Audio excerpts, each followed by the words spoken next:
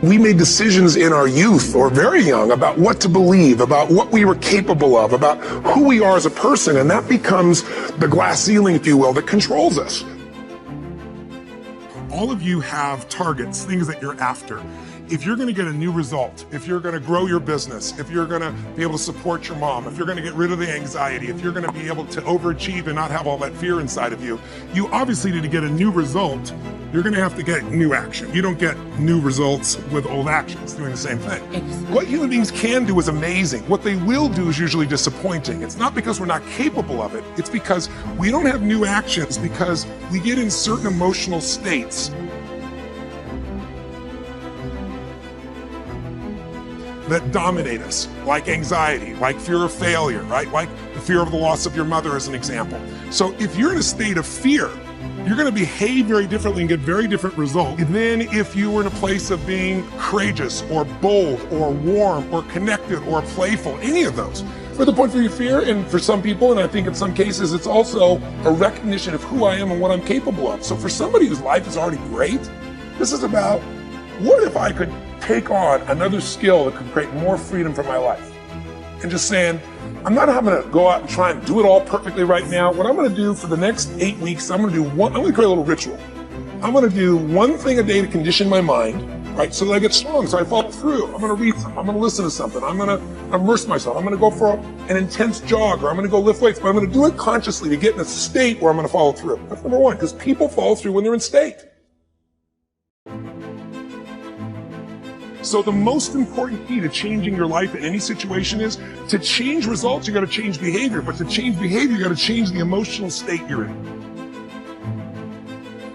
When things are bad, people think it's going to be bad forever. When things are good, they think it's going to be good forever. And they're always wrong. Life's cyclical. If you got $1 billion and every day you live pissed off and frustrated, the quality of your life is called pissed off and frustrated. Right. But if you have nothing, but you're euphorically grateful for whatever you have, you're the richest person that you're going to know. He said, so it doesn't matter how much money you got if you don't have gratitude, because I believe you have to condition. You don't just hope that stuff shows up.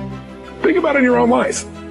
Haven't you had some area of your life where you raised your standard and your life has never been the same? You did it for years and you kept trying to change it, and kept telling yourself I should. And then one day something happened. Something just clicked you over. Something took you over that kind of tipping point. And inside yourself you said, no more. It was a very, very different experience, wasn't it? Something inside of you shifted, and what was a should became a must, and you've never gone back. Is there an area like that in your life you can think of? Again, did you ever smoke cigarettes? Did you ever eat a certain way, drink a certain form of alcohol, and then finally say no more, and you just don't go back? And notice this, it doesn't really take any willpower anymore. Because somewhere when we make this click, when we make something a must, we attach ourselves to it. It becomes part of our identity.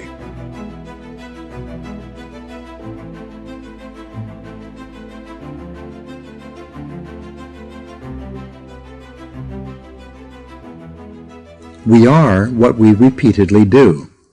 Excellence, therefore, is not an act, but a habit. You are your most valuable asset. Your life, your potential, and your possibilities are the most precious things you have. Thus, your great goal in life should be to fulfill that potential and become everything you are capable of becoming. Your ability to learn, grow, and fulfill your potential is unlimited. Today, people are graduating from high school and college in their 70s, learning new subjects and developing new capabilities. Your ability to learn and remember can continue throughout your life if you keep your brain alive, alert, and functioning at its best. Your most precious financial asset is your earning ability.